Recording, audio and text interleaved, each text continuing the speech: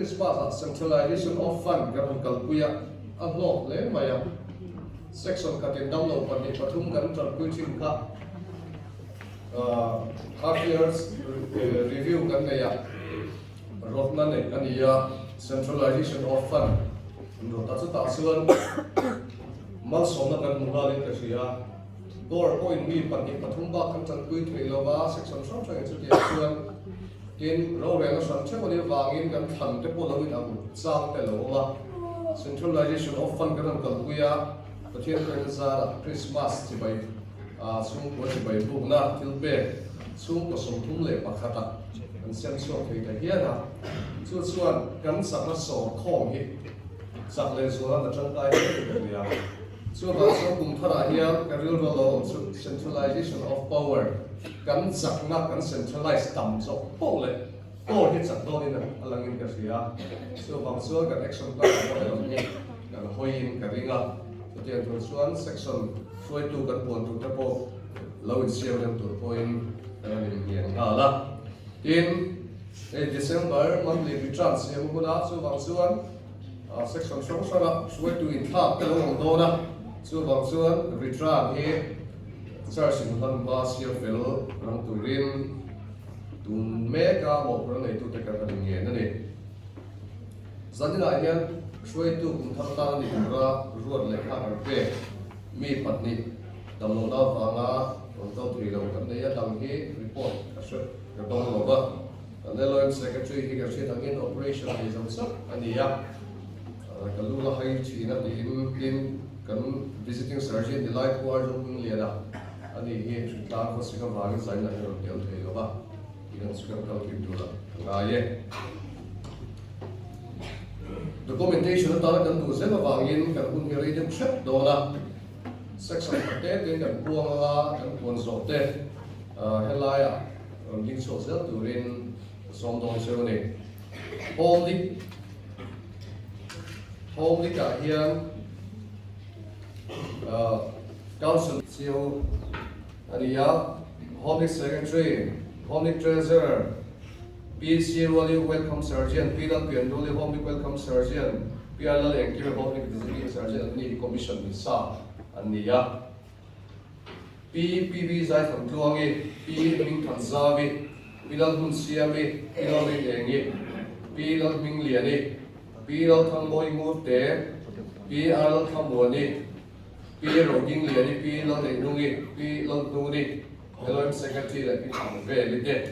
Pag council member turte niya, in home ni ka hian sang ni som ni pathuma. Acting local officer rot niya. Assistant Home Secretary at PL Lalhmingmawia, Home Visitor Sergeant at PB Zai Tham Tuangite, and he local officer tan rot turte. And kung ay taking home ni local officer ten le council member turte so lo bula and maybe a seal ten overlook what is what should be called a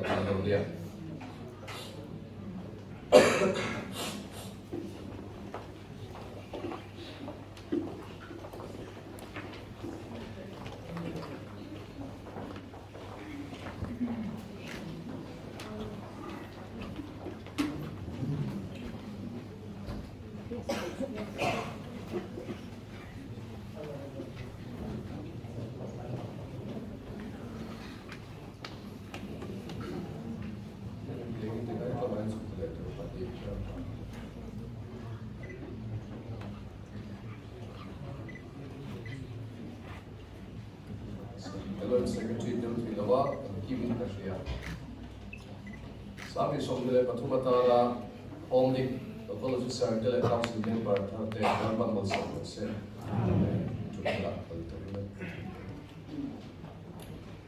LOM council member turte. Captain Vanlalliana, PL Lalhmingmawia, PL Zopui, PPC dal ngai saki, PL Philip, PL Dingpui, PL Thumoi Murte, Major Fakzuali, PL Parmoi, PF Lalhmingmawia, LOM Secretary and Treasurer, PL Opari, Home Secretary, PL Trazoni Koni, PCC Lalhmingmawia, PL Thamwani, PL Lalhmingmawia, Oi takin so mai bang to ni kan so chu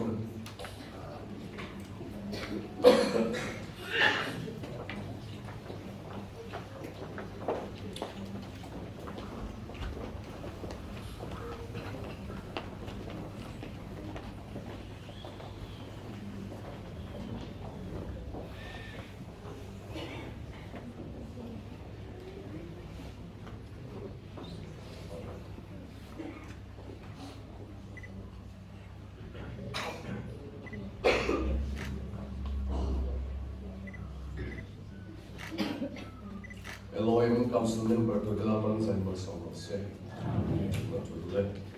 SAY Obile executive in charge turte SAY leader Tlangval Zotranpuya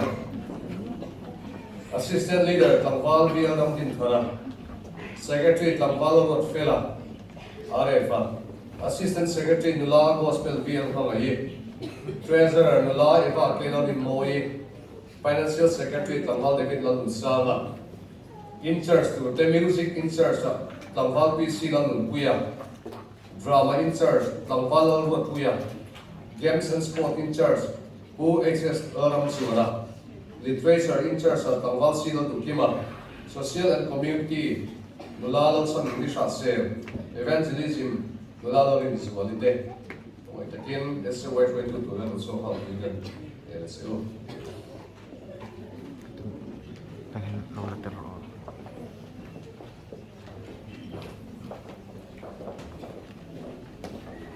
member ke dalam kantor, senior pastor ke council member dan ini.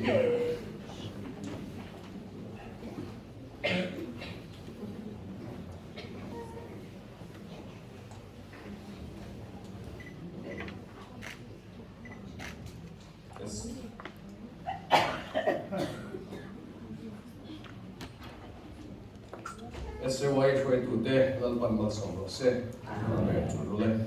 Corps Cadet Commission Pathian Corps Cadet Guardian Full Lalhmingmawia Nula Kel Kui Corps Cadet Sergeant Commission Ania so Corps Cadet Sergeant Tana Rotate Nula 8 Sang Kumi Nula Kel Moy Zwali Tangval Zathang Zwal Silo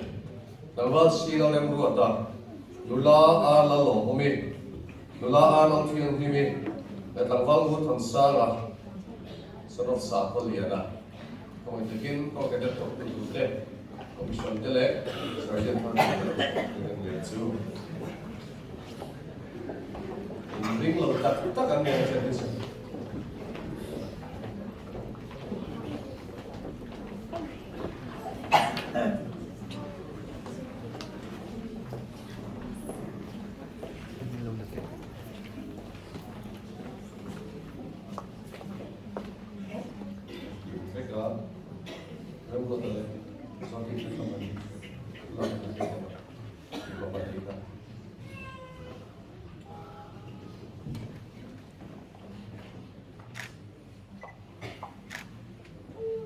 Corps Cadet 22 turte Lalhmingmawia song se YP thuộc turte cái gì mấy xây dựng cái mấy xây dựng cái con đi đua cái gì commission thì Bali YPSM YP Treasurer Junior Soldier Sergeant le Peace Holding Company cái commission Bali cái này ya bi so pakwa YP ga ta ren tu tharan dia YP mo kuna chen ka ni chu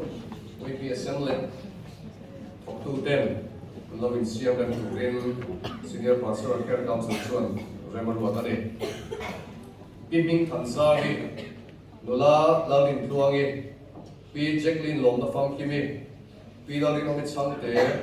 pi mal som tuangi pi Janet Vanlalliana ki pi Rebecca lalun tuangi Nula lalin zuali Nula Cindy lal thanpari Nula lal en kimi pi Mary lal chan kimi pi Lalhmingsangi Nula Catherine Vanlalliana pi Cecily Lalhmingmawia Tlangval pi si Lalhmingmawia Tlangval Sansuwa Tlangval si Lalhmingmawia Tlangval Lalhmingmawia Usapol yana fapa le Tlangval Zathang Sara Lalhmingmawia papa filveng ke ani khoi takin YP commission local official ni mek tele ga turte sport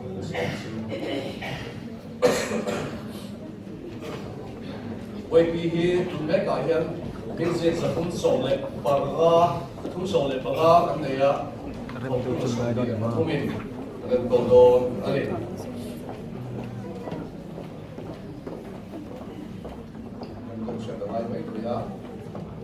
daga hian God mi pa kan nei tlem thina khong pi la thil tia a boi thak maya so ba sa tu bin lai tlem min mi pa tam be da thete dia in to the way ro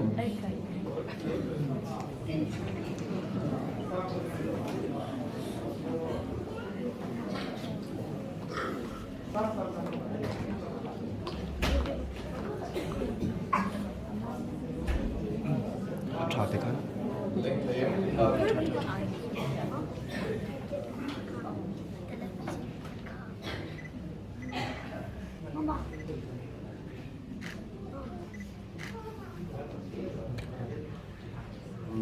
YP thuộc từ Tây Lan Bắc sang bằng số xe.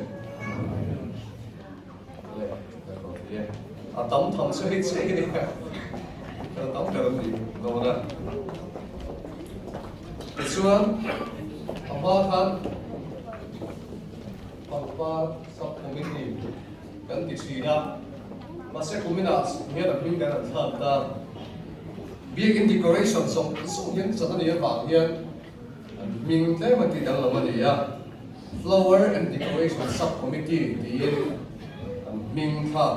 anh ấy convener chairperson kia có chuyên khai á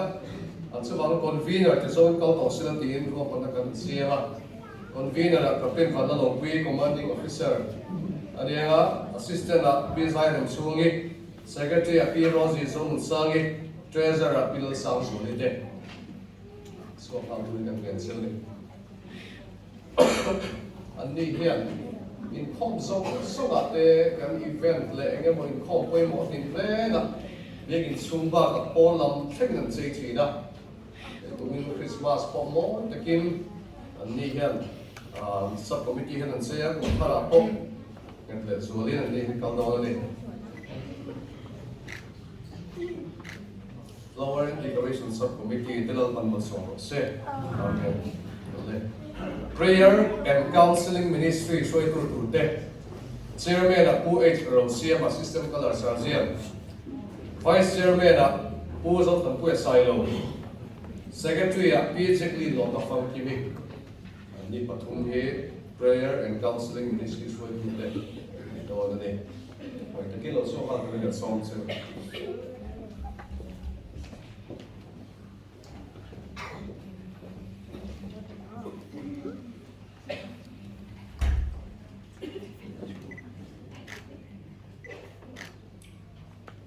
Prayer and Counseling Subcommittee, Ministry hruaitu tilal pan masong se. Amen. Bible Society Sankti Somni Pathuma hruaitu turte convener pu civil roksana. Deputy convener pu salkhana. Corps Welcome Sergeant. Secretary pu Sidal Monpuya, Assistant Secretary Pilal Samrengi. So kasela hruaitu te hian. Biar sang collector turte. Ini kan buat semua kamu.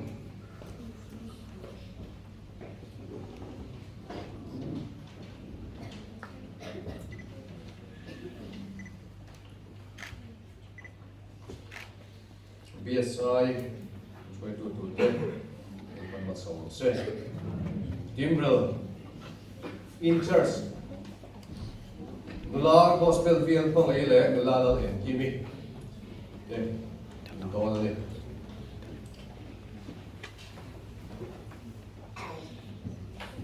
Panitia. Lo puna lo tu Timber Festival. Kumen industri level ni ada sirtir kalau ngai ton.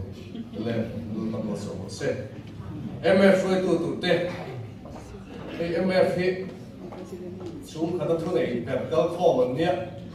Masa nu la man thuk ngai ya lo nu hi lo wai zo kan mai thi leader pu valal sana talar sarjian assistant leader pu si vanal ruata secretary pu pc lo moya assistant secretary pu f lal fakoma treasurer pu lal kumtira financial secretary pu lal moya te niang so la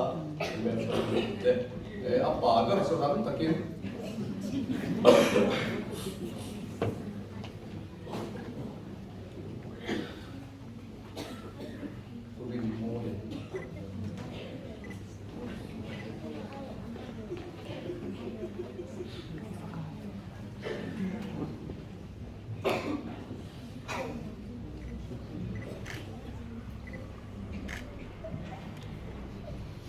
MF foi do Dalban Mossam Rose. Weekly Sunday Bible School Superintendent Pu Zalian Luala Core Literature Secretary. Deputy Superintendent P. Zaitan Sungi. Secretary PB Zaitan Luangi. Treasurer P. C. Laleng Luangi. Deputy Turte. Major MCME. Major Lalfak Zuali. Dr. Zolian Tamasongte or P. Lalhmingmawia only visiting Sergeant. Nangval via Ramdin Thana Le Puzo Tandu Asylum. Sunday School, Sunday Bible School, or to tell us so Allah.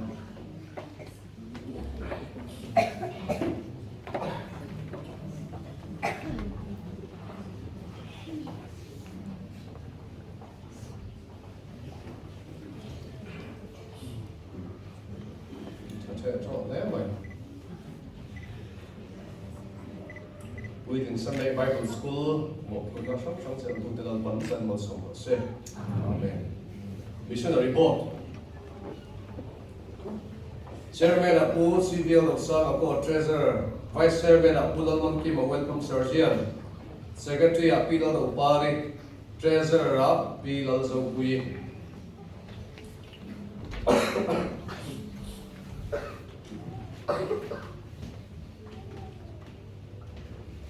So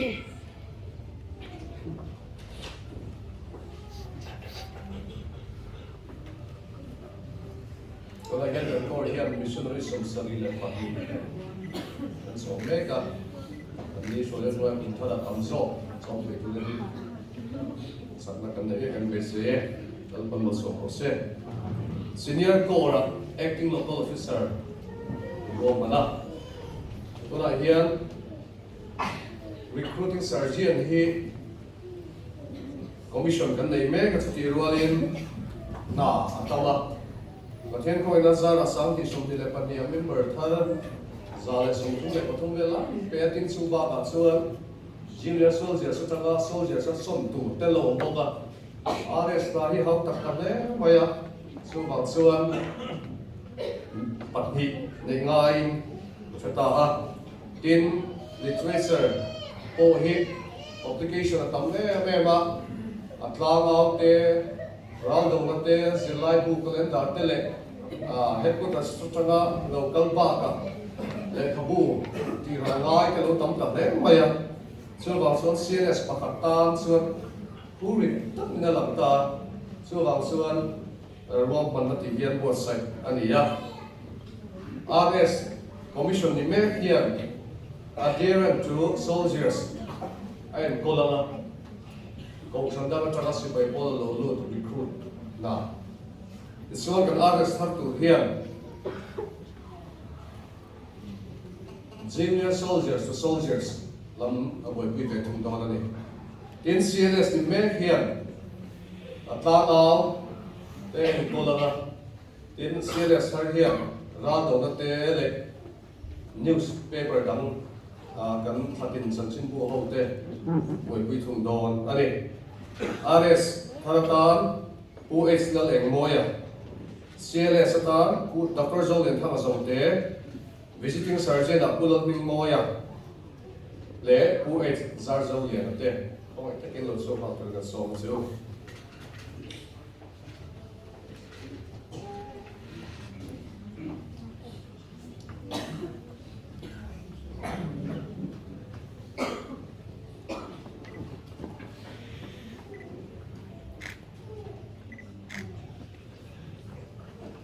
Officer Thardal Balmal Samose. Christmas the Kunthar Committee Subcommittee te Chairman Pusik Chongchuama, Vice Chairman Pubanal Sala, Secretary Tampal Dioram Dithara, Assistant Secretary Tampalo Rotfela, Arefa, Treasurer Pusilin Moiko Guardian te Yang.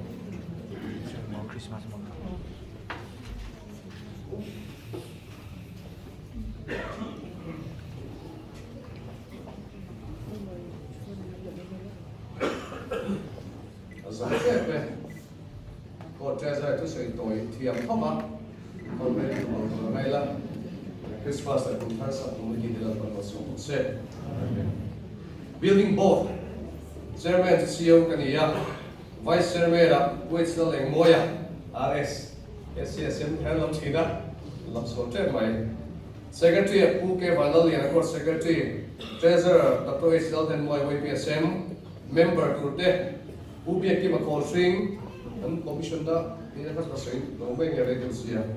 Pusi biar usaha, Lalhmingmawia, Lalhmingmawia, Uzalian Tuala, Lalhmingmawia, Dr. Zalian Tangasangte, Pusi Lalhmingmawia, Lalhmingmawia, CLS de, Home Secretary de, dan dia kau itu kan usaha adalah, building.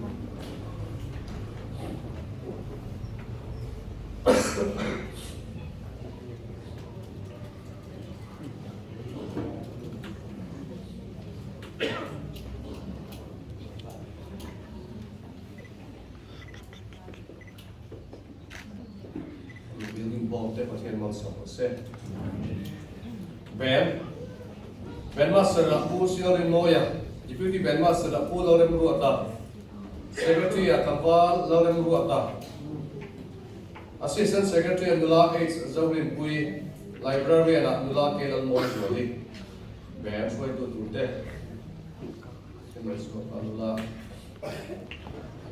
building.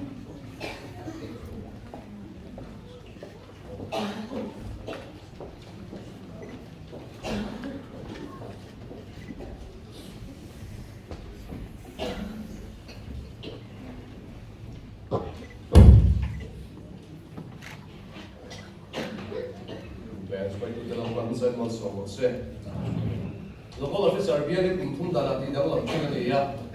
e kumin he bial le bial le ti dang lam hun sia khalo ni ya en pui tu te ko mai takin lo mai thang lu kila bial som le paria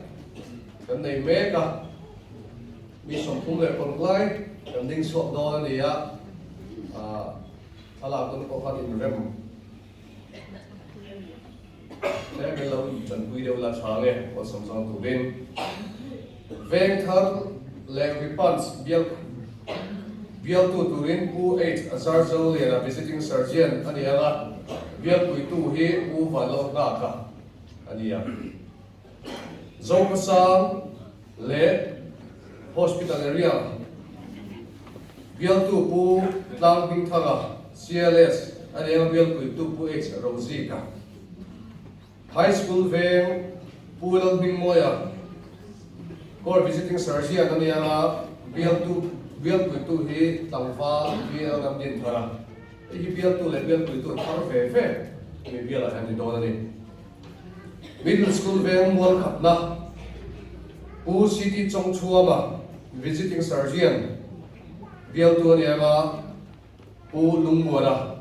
pu bial tu ani yang ये पोरी मिथार वेवे ने दोने गादली वेगा पुबिया की मखोसिंगा रेस बियल तो निया बियल कोई तो ही पु Lalhmingmawia अनिया कॉन्वेंग वन पुजलियन तोगा कोऑर्डिनेटर सेक्रेटरी बियल तो निया बियल कोई तो ही तंगवा डेविड लुसाला अनिया फील वेंग पु Lalhmingmawia coordinator guardian bial tu ni aga bial tu apu VL dika din thar Dr. H. Lalhmingmawia YPSM bial tu ni aga bial tu pu lian sum nunga Lalhmingmawia pu Vanlalliana color sergeant bial tu ni aga Lalhmingmawia he member tam de ba ka min kal bial to har ta ka wangin puitu panni ruatania langwal pi silal lul puya le pu silal mo puya te bial puitu aniang lamlian chu industry square le medimual or like onia bial tu pu h rosiama assistant color surgeon anianga bial puitu pu niro puya workshop ve bial tu pu h lalmang izola quarter master anianga bial puitu langwal lo fela are faniang salvation veng SVM bial tu pulang mang kima welcome surgeon anianga bial puitu pulang kumtira veng lai is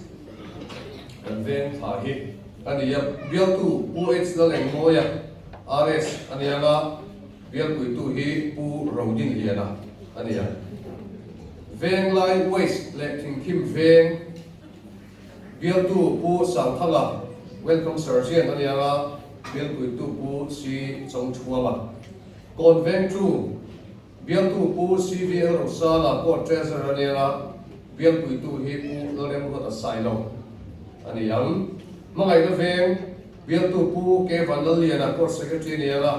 bial puitu pu lal soi tluanga middle school veng mo hnena Dr. Jolian thanga somte welcome literature secretary bial tu anianga pu PC lo moya puitu aniang kadang thal le CWC pu arzoming le visiting surgeon bial tu anianga pular chiak kuya mama bial puitu aniang ko ite ken bial tu tele bial puitu tele so turin ka ngena seo sabain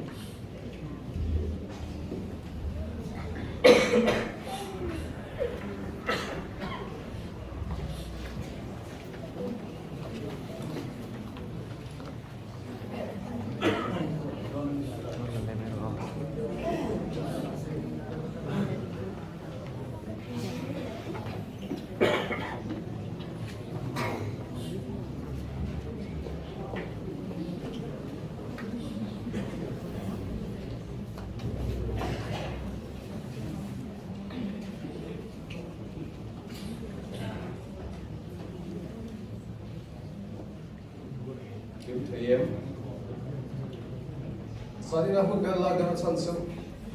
annual report am tu action ta thala to ga ya ba de tam u lo din liana ai khom sia ko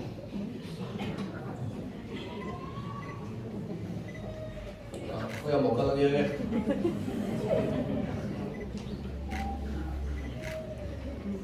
bial tu tele pan sai ma song se pakhat se kan ba ta hun ruwa committee record council la put the more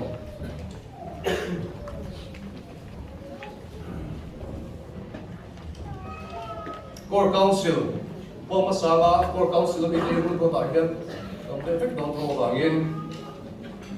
SPCC member CEO kan nu pale CSM secretary treasurer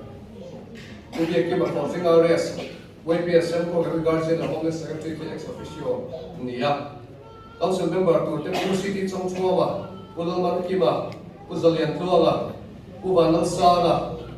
u Lalhmingmawia u sangthanga u excel bangai zona u excel siema u excel Lalhmingmawia Dr. Jolian thanga somte u langming thanga CLS u Lalhmingmawia u excel Jolian SWA leader te thank you for council member turte ni so kal mai ula so mi ko for council member te ti kha document kan zel sia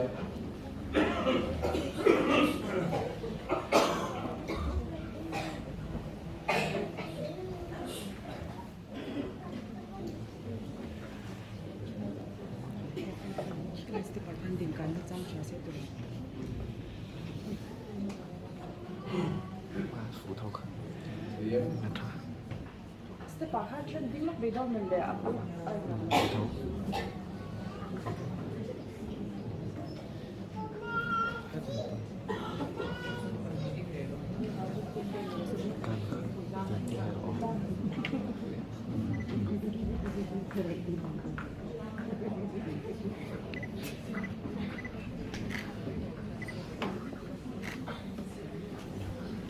Core Council Member Tel Bangsan Malsong Se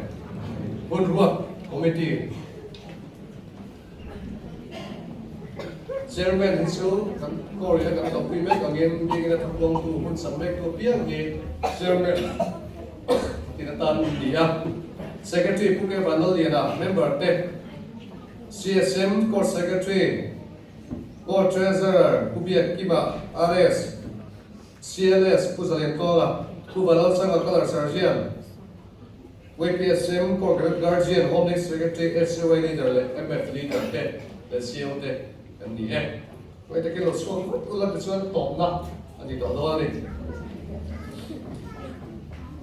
Un kan la rei de maya mi sat suang puang kan ni boka. Toy nei thi lawa ni le mi se ni le.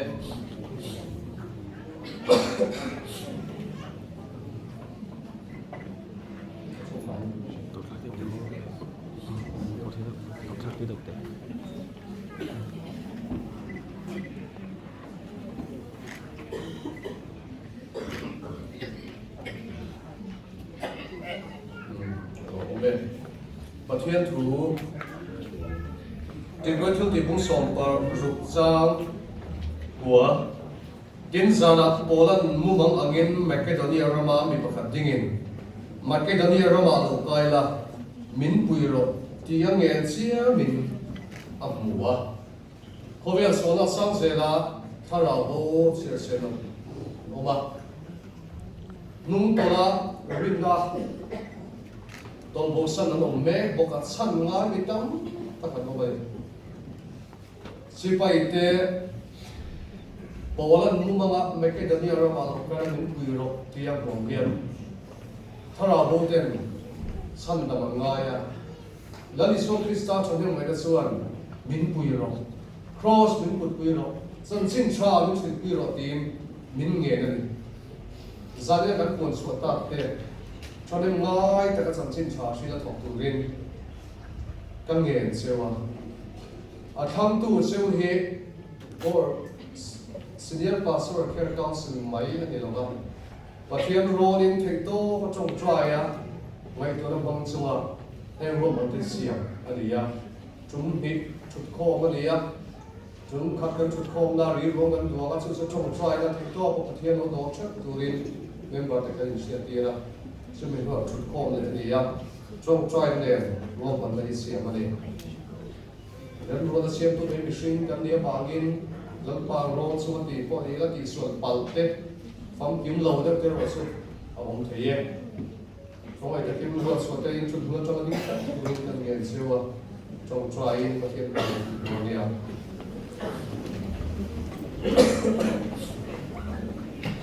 trong trai ko lampa kan pathian ni mangai tu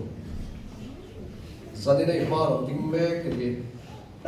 Tharau thiên cái mình imi thiên call cho ít thành số cái này thì cái gì à anh ni point ram đặt tool gì à gì in ít câu cái thiên hình sang in lau bay mà anh nói tiếng mẹ cái này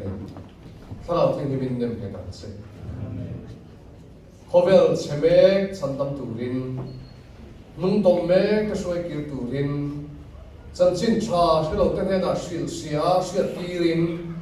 Lalpa cross put we to ring ba kan lo ding ani kan za hin sia thar min thiam che I ram chul sia min sia tila kan thiam kan fin kan thei na tin re I ram ta da hlana kan mai koi mo masak bera lalpa I mangai ka lo ni sela rong bol na chul sia thar min sia don future ban che an zai thri se na cha pe la sa ni som ni le pathum bul kan chan me la hian in nó cái quy thế tôi đến sắp tới thằng thua bằng xe,